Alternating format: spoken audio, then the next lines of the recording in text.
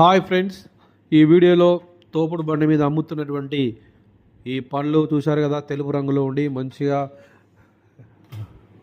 రౌండ్గా ఉన్నాయి. ఇవన్నీ కూడా వీటిని వెలగ పండు అని పిలుస్తారు, వెలక్కాయ అని కూడా అంటారు. కరి వెండిన వెలగ పండుని చాలా సామెతలు ఉన్నాయి. కరి మింగిన వెలగ పండు అని, ఎందుకంటే వెలగ పండు ఏనుగులకు చాలా ఇష్టం. ఇది వెలక్కాయ లేదా వెలగపండు అని పిలుస్తారు. మామూలుగా మనము గణపతి నవరాత్రుల్లో ఆ గణపతిని కూడా మనము నైవేద్యంగా పెడుతూ ఉంటాము. బొటానికల్ పరిభాషలో దీనిని ఫెరోనియా ఎలిఫెంటం అంటాము. రూటేసి కుటుంబానికి చెందిన ఈ మొక్క, ఈ చెట్టు నుంచి వచ్చినటువంటి ఈ పండు వెలగపండులో విటమిన్ సి ఎక్కువగా ఉంటుంది.